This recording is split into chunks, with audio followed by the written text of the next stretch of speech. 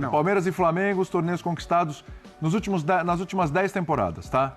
Então aí Palmeiras e Flamengo ganharam 13 dos 15 títulos no período, entre paulistas e cariocas, né? São 2 Libertadores cada um, 5 brasileiros aí de paulistas, 2 de cariocas e 2 Copas do Brasil para um lado para o outro, aí a gente tá falando... Galera, essa tela é maravilhosa, cara. Dos times cariocas, só quem ganhou foi o Flamengo. Olha isso, cara, que maravilha.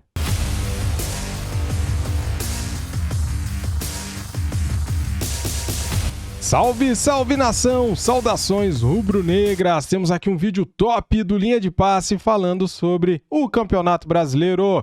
Galera, o futebol carioca está dominando a tabela do Campeonato Brasileiro. Das 5 primeiras posições, 3 são cariocas: Botafogo, Flamengo e Fluminense. Grêmio e São Paulo são os intrusos. E os outros? E o Palmeiras? E o Atlético Mineiro? E os outros times estão onde? E o Grêmio? Cadê o Atlético Paranaense? Cadê o Internacional? Beleza, galera? Então, para me ajudar, deixa o like, se inscreva aqui no nosso canal e ative o sininho. Faça os seus comentários aqui sobre o que você quiser, sobre o Campeonato Brasileiro. Será que o Flamengo tem força?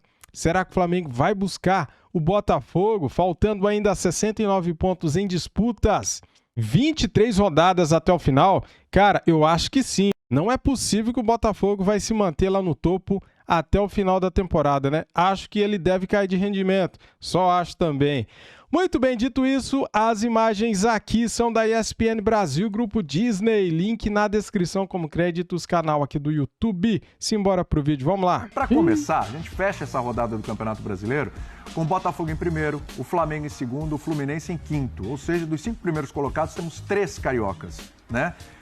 O São Paulo tá nesses 5, o Palmeiras vem em sexto e aí o Corinthians mais lá para baixo da tabela, assim como o Santos. O único carioca pior colocado é o Vasco mesmo, que está lá na zona do rebaixamento. A gente se acostumou com o tempo a ver um domínio dos clubes paulistas, né, em detrimento dos clubes cariocas. Então, 2015 deu Palmeiras, 2015 deu Corinthians, 2016 deu Palmeiras, 2017 deu Corinthians, 2018 deu Palmeiras. Tinha um predomínio dos clubes paulistas até em participações em Libertadores da América. Mas o que a gente vê de uns tempos para cá, além do Flamengo, que aí tem a rivalidade, Palmeiras e Flamengo, aí você tem um paulista e um carioca aí rivalizando, ganhando tudo, seja Libertadores, Copa do Brasil, Campeonato Brasileiro, a gente começa a ver também surgir outros grandes cariocas, o Botafogo com a sua SAF, hoje líder do campeonato, quase se classificando para a próxima fase da Sul-Americana, o Fluminense, já há 3 anos conseguindo vaga para a Libertadores da América também, chegando em semifinal de Copa do Brasil, ao passo que, por exemplo, outros 2 grandes de São Paulo, como o Corinthians e São Paulo, apresentam problemas financeiros, dificuldades, contratações, estão conseguindo avançar de fase nas competições, mas têm as suas dificuldades. Por que isso acontece? O futebol carioca, Jean, boa noite para você, ele começa a equilibrar um pouco mais as ações, e aí estou falando só de Palmeiras e Flamengo, porque isso a gente já estava vendo. Estou falando dos outros, estou falando de Corinthians, estou falando de São Paulo, de Botafogo, de Fluminense, principalmente Santos e Vasco hoje, mas na parte de baixo da tabela. Tudo bem? Tudo bom? Boa noite, William. Boa noite, Birner, Calçade, fã de esporte. Eu acho que assim, independentemente da comparação com o futebol paulista, né, os times paulistas e os times cariocas, porque assim, eu sempre tenho um pouco de ressalva da gente pegar uma tabela, olhar 3, 4 times lá em cima e falar, opa, temos um cenário aqui, isso é resultado, né, de uma melhora ou não é, ou os outros que estão lá embaixo são ruins. Às vezes não é assim. Às vezes não é. Mas eu acho que, independentemente da comparação com os paulistas, um fato inegável e indiscutível foi a melhora dos outros 3 clubes cariocas. Sim. Eu digo os outros 3 porque, de fato, o Flamengo já vem desde a gestão Bandeira com uma recuperação financeira que, com o Bandeira, ainda não tinha resultado em títulos, em resultados esportivos, mas já estava muito claro que era uma questão de tempo, né, para o Flamengo virar o que virou, do ponto de vista financeiro, do ponto de vista da capacidade de investimento e tudo mais. Então isso era meio óbvio e era óbvio que os títulos chegariam como chegaram. Você falou os outros 3, você põe o Vasco no pacote? Então, é isso que eu quero, porque eu não quero olhar só para a tabela. Tá, vamos lá. Eu acho que assim, começa o Campeonato Brasileiro e a gente tem motivos para acreditar que, de fato, os cariocas estarão melhores do que a gente viu nos últimos anos. Por quê? Porque o Botafogo começa com o trabalho de uma SAF, e esse já com mais know-how ali, com mais bagagem. O Vasco também começa com o trabalho de uma SAF e isso gera uma expectativa, gera uma esperança maior, ainda que a bagagem deste grupo não seja a mesma do Botafogo, e aí não estou falando por causa da tabela. Sim. E o Fluminense já vinha de uma temporada excelente no futebol brasileiro, com um elenco forte, então a gente sabia que tinha tudo para resultar em campo em resultados melhores. E é o que a gente está vendo. Então, eu acho que, de fato, hoje a tabela não é um acaso. Você pode discutir, o Botafogo era para ser líder do campeonato, a gente imaginava Ninguém esperava o isso. Botafogo líder, ninguém imaginava nesse nível, evidentemente. E aí o futebol tem dessas coisas. Mas que a gente imaginava um Botafogo mais forte, como talvez se imaginasse um Vasco um pouco mais forte do que a gente está vendo, acho que isso é um fato. Então, os clubes do Rio evoluíram. Estou deixando o Flamengo de lado, porque o Flamengo já era essa potência. Os clubes do Rio evoluíram. A comparação com os paulistas, eu acho que ela carece, talvez, de mais tempo do ponto de vista esportivo, mas estruturalmente a gente já pode até gravar. Sim. Porque a gestão do Corinthians, a gestão do São Paulo atualmente... As gestões, né? As gestões de São Paulo, de Corinthians e de Santos não são de maneira alguma gestões exemplares, ainda que os resultados nesse momento, especialmente para o São Paulo, sejam resultados que estão deixando a torcida feliz. Mas não acho que dá para juntar tudo no mesmo balaio. Muitas vezes no futebol você faz um trabalho bom fora de campo, e isso não se reflete imediatamente em campo, e muitas vezes acontece o contrário, né? Você faz um trabalho ruim fora de campo, você quebra o clube, você prejudica tudo que vem ali para frente por anos, e os resultados aparecem naquele momento, só que a conta vem mais tarde. Foi o que aconteceu com o Corinthians, campeão brasileiro, foi o que aconteceu com o Santos, finalista da Libertadores. Com o Cruzeiro, se a gente quiser sair do eixo Rio-São Paulo. Também ganhou e tal, e aí depois virou caso de polícia. Já é um caminho sólido esse trilhado por Botafogo, por Fluminense, enquanto o Corinthians e São Paulo patinam justamente por essa questão aí das administrações. De novo, o Corinthians classificado agora, o São Paulo está numa boa fase, mas a gente sabe todas as dificuldades que eles estão passando, né, Calçade? Tudo bem? William, companheiros, boa noite para você que nos assiste. Nessa estou muito como o Jean. É muito difícil você olhar para uma tabela e tentar estabelecer novos rumos do futebol brasileiro. Claro que sempre Rio, São Paulo, até tinha um torneio, né? Claro. Havia um torneio, Rio-São Paulo, pela grandeza das equipes, pela potência também econômica dos estados, né? Fazia todo sentido. Mas, assim, olhar para a tabela e falar estabelecer agora, as coisas mudaram. Eu acho muito cedo. Que elas estão mudando no Botafogo é inegável. Há uma sinalização. Estão mudando. Já mudaram? Calma. Elas mudaram no Flamengo? Elas mudaram no Flamengo. O Flamengo trabalhou para mudar, sem SAF, ele mudou. No Fluminense, o Fluminense ainda tem que tomar alguns cuidados, porque o Fluminense opera e Botafogo, a gente está falando do líder do campeonato, que não tem a receita do Flamengo, não tem o nível técnico dos jogadores do Flamengo, mas é líder do campeonato. Então, nem sempre, eu acho que é fundamental ter os melhores jogadores. Você está na frente dos outros. Isso não quer dizer que esta posição na tabela é inegociável. Não. Ela pode ser diferente, dependendo do trabalho que você faz. E o Fluminense faz um trabalho assim nesse momento. E também não tem o potencial do Flamengo. Então, tem muita coisa para a gente olhar que pesa no momento atual. Tanto que, quando se olhar para Minas Gerais, para outros estados, se olha o PIB de São Paulo, o percentual de São Paulo no PIB brasileiro, dá 30%, 31%. Do Rio de Janeiro é um terço disso. Minas Gerais está perto. Isso te mostra o quê? Um ambiente econômico, que você extrai dinheiro dali, mas onde é que está a diferença para o Flamengo ser o maior num PIB que é um terço de São Paulo? Porque ele é um clube nacional. É isso. O Corinthians é um clube nacional não do tamanho do Flamengo. Perto do Flamengo, mas ele também tem essa dimensão nacional. Se você chegar num outro estado, os clubes não vão ter essa dimensão nacional. Eles têm eles são regionais. Você pega assim, a influência do futebol gaúcho em Santa Catarina é grande, no Paraná é grande, mas no norte do Paraná é São Paulo. Então é preciso entender essa geografia da bola para a gente entender do que nós estamos falando. Só olhar para a tabela não explica tudo. Mas este potencial econômico de onde os clubes estão inseridos, ele é elevado à potência da torcida. O clube de futebol tem a potência de sua torcida. Então, quando você tem uma torcida gigantesca, ela te leva a lugares que alguns cartolas nem têm ideia, porque não ainda exerceram essa grandeza, porque estão ali ainda fechados em coisas muito pequenas no dia a dia. Mas é um bom debate. Sem entrar nessa, Rio, São Paulo, assim, é só para mostrar, porque se a gente olhar, daqui a pouco a gente vai ver. Até porque não são blocos, né, não são blocos. Não é que as gestões de Flamengo, Botafogo, Flamengo... E a conquista de títulos brasileiros ultimamente, né? A gente pode olhar isso, a gente vai ver daqui a pouquinho. Tudo bem, seu Vitor Bernardo? Tudo bem, William? Boa noite a você, Jean, professor Calçade, aos fãs das fãs do esporte. Quando o futebol era definido principalmente pelas conquistas nos estaduais, e um pouquinho depois, quando começa o Campeonato Brasileiro, nos anos 70, 80, havia muito equilíbrio. E times que jogavam com características diferentes. Porque a cultura da cidade, do estado, reverberava muito no jeito da equipe jogar futebol e nas arquibancadas. O carioca se diverte mais, em regra, com o futebol do que o paulista. O paulista é mais competitivo, foi assim por muito tempo. Aí surge o campeonato de pontos corridos, né? E o futebol vai ficando uma coisa cada vez mais nacional e muito pouco estadual. E aí as coisas se misturam, as características vão sendo modificadas.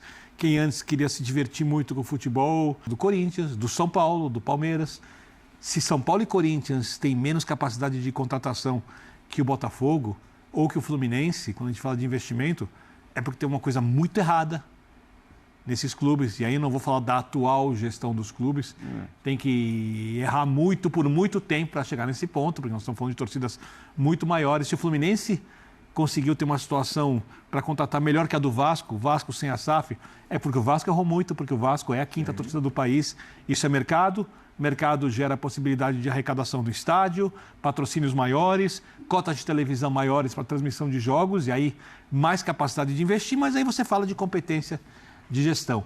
E, para mim, essa é a grande questão. Quais são as gestões mais competentes hoje, que podem colocar os times um pouco à frente, um pouco atrás? Quando o Corinthians tiver um trabalho como o Flamengo fez, o Corinthians vai ser o segundo time com mais potencial de arrecadação, muito próximo ao Flamengo, porque boa parte da torcida do Corinthians é uma torcida com dinheiro no estado mais rico da nação. Uma torcida da região sudeste. Que maior torcida da região sudeste. Ou seja, ele pode se aproximar do Flamengo, mas ele precisa ter um trabalho para isso, que vai demorar algum tempo. E o que explica aí o que você está dizendo é o Palmeiras. É isso. Que se aproxima sem ter este potencial do tamanho do Corinthians, em termos de torcida. Mas o Palmeiras, ele avançou muito por gestão, né? E é por isso que quando entra o debate do dinheiro da televisão, que é a principal receita do futebol ainda, e se defende, grupos que defendem um dinheiro mais bem distribuído, é justamente para poder fortalecer a base dos campeonatos e dos clubes. Você fala assim, mas o meu time tem a maior torcida. Tudo bem, mas o seu time tem a maior torcida, e onde que ele vai ser diferente dos outros? Ele vai ser diferente explorando o potencial dessa maior torcida. Em termos de marketing, de colocá-los no estádio, de boa gestão. É aí que você vai criar o diferencial.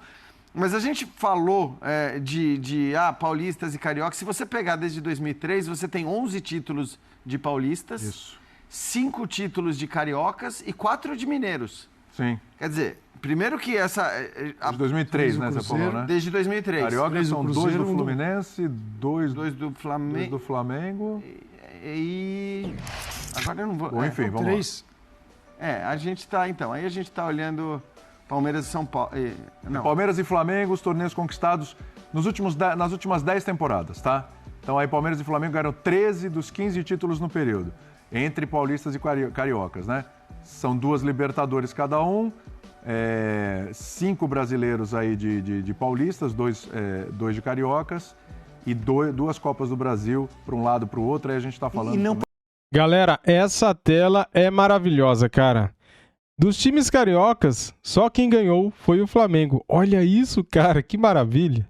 Por coincidência, quando a gente fala de potencial de arrecadação, Jean, são os times com melhor gestão financeira do país dos maiores times. Não estou te colocando Fortaleza nesse pacote, outros times que têm menor capacidade de arrecadação e conseguem fazer milagres com o que Por melhor tem, que seja a sua gestão, era aí que eu queria chegar. Porque tem alguns clubes que, por melhores que sejam as suas gestões, eles têm um potencial menor de arrecadação e de montagem de elenco e tal, que evidentemente vai te dificultar. Por melhor que seja o seu trabalho, você vai ter dificuldade. E eu acho que a gente tem até exemplos de clubes que estão extrapolando esses limites, como o Atlético Paranaense, por exemplo. É o melhor exemplo. Porque se você olhar para o Atlético Paranaense e para aqueles que seriam os seus limites e para o que ele tem feito nos últimos anos, e não é por acaso, porque às vezes é por acaso... Fortaleza e Atlético estão melhores. rompendo esses limites. É isso, eles estão conseguindo. Mas eu acho que eles ainda rompem os limites muito porque... boas gestões aqui no Brasil ainda em terra de cego, quem tem olho é rei. Quer dizer, você ainda se destaca por isso. Se você pegar esses 20 títulos brasileiros de pontos corridos que a gente citou, muitos deles, apesar dos pontos corridos, não eram reflexos de grandes trabalhos de gestão. Era meio aleatório, porque deu certo, deu química. Citados aqui, né, que a gente falou. Exato. Então, ainda está muito assim. Num dia que a gente chegar num cenário ideal de gestão de clube e tudo mais, com todo mundo por exemplo, trabalhando bem... O próprio Flamengo de 2009 é um caso assim. Lembrei, foram 3 do Flamengo e 2 do Fluminense e 5 que você falou. O próprio Flamengo de 2009 foi assim. Existe zero... Os controles sobre os clubes, ele deveria existir. É zero.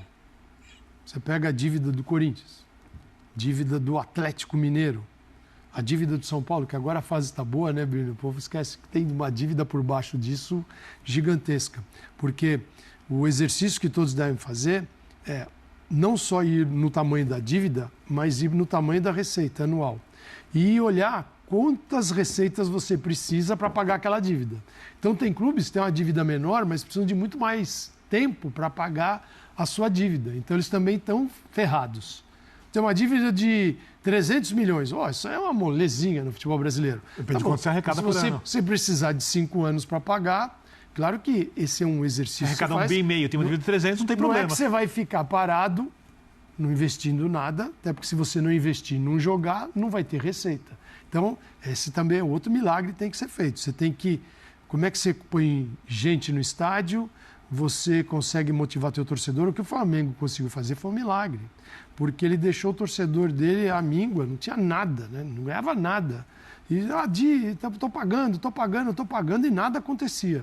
Até que um dia começou a acontecer, porque estava na cara. Mas era para acontecer, né, Calçade? Eu acho até que no momento em que a gente pode citar a gestão do Bandeira como a gestão que colocou a casa em ordem e tal, e eu acho que ali, e tudo bem, isso talvez só o Flamengo tenha a capacidade de fazer esse ajuste e já na medida que começa a fazer o ajuste, ter condição de contratar porque outros clubes talvez tenham que realmente fechar as torneiras por 2, 3, 4, 5 anos para aí começar a poder investir. Eu acho até que o Flamengo não ter vencido na gestão do Bandeira, você pode encontrar erros de gestão esportiva, claro, pode, mas... Aconteceram. Mas eu não acho que o elenco fosse um elenco que a gente olhava e dizia, puxa, coitado do Flamengo, não tem jogadores, não tem bom elenco. Tal. Assim como eu acho até que a gestão esportiva atual do Flamengo não é uma gestão exemplar, mas a sua gestão econômica, que é exemplar e financeira, é suficiente para que você tenha um elenco tão importante e tão forte que te permite ganhar. Para você fazer isso, a tua gestão tem que ser excepcional,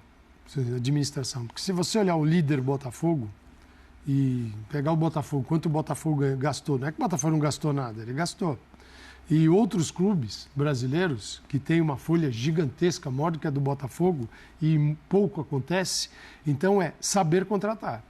Saber contratar é fundamental. Tem clubes, o Botafogo faz isso bem, você vai com todas as ferramentas que o futebol te oferece hoje para encontrar os jogadores. O Textor elogiou a equipe de scout na entrevista. Exatamente. O Cruzeiro está fazendo isso. Você tem que ser ninja, você tem que ser sensacional. Aquela coisa do treinador pedir, o treinador está pedindo, fulano, vai lá e traz.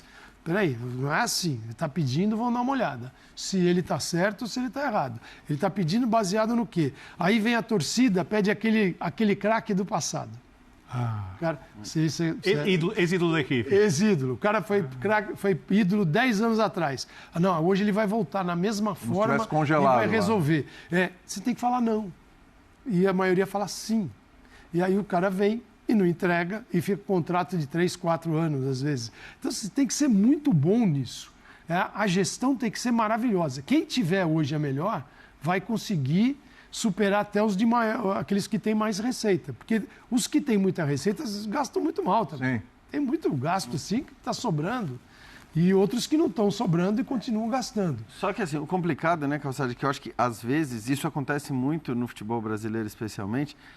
Você vê bons trabalhos fora de campo que podem ser bons trabalhos ou podem ser trabalhos razoáveis que estão se encaminhando para um bom trabalho.